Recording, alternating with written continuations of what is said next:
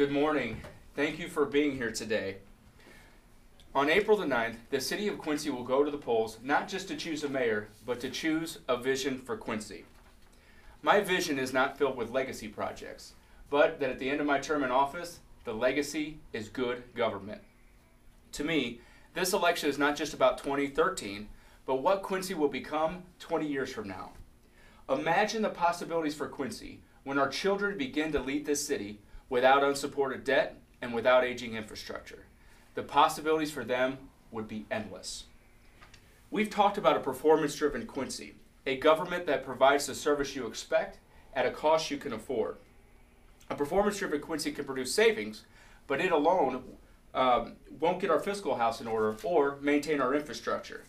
Today I'm proposing 3 ideas, which if implemented will be the first steps toward leaving Quincy better off for our next generation. The first step to establishing a good fiscal foundation will be to end the practice of being satisfied with year-to-year budgeting. I don't know too many $30 million a year corporations that operate on a year-to-year basis. As mayor, I will introduce a 5-year strategic budget during our budget discussion. The budget that we pass every year will be just one part of an overall strategic plan that is formed with citizens and leaders of our city. The budget process will start months before our current schedule with input from City Council, department heads, and citizens on priorities over a 5-year period. This will enable us to set aside money for major expenses such as infrastructure, projects, and equipment. In 2001, the city borrowed over $1 million to purchase 5 new garbage trucks. The loan with interest was paid off in 2006. The current administration should have been forward-thinking. Instead, they wasted time, effort, and money on legacy projects.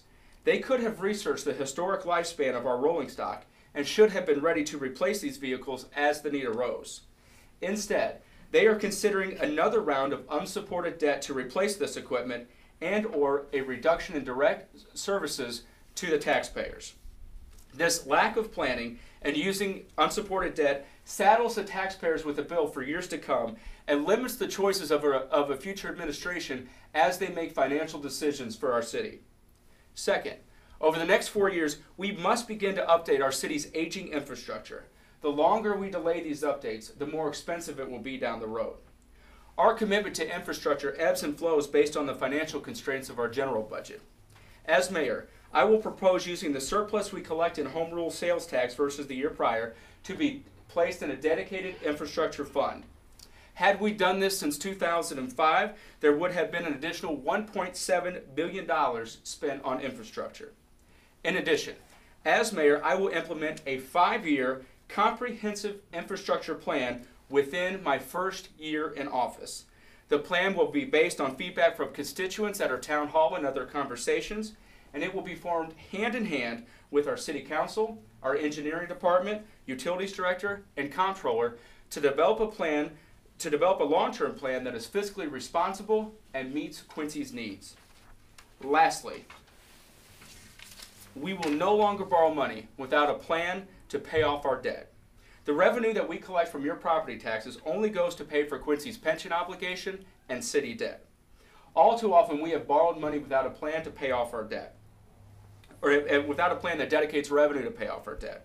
When we do this, we place a greater strain on our property tax owners and tie the hands of future councils.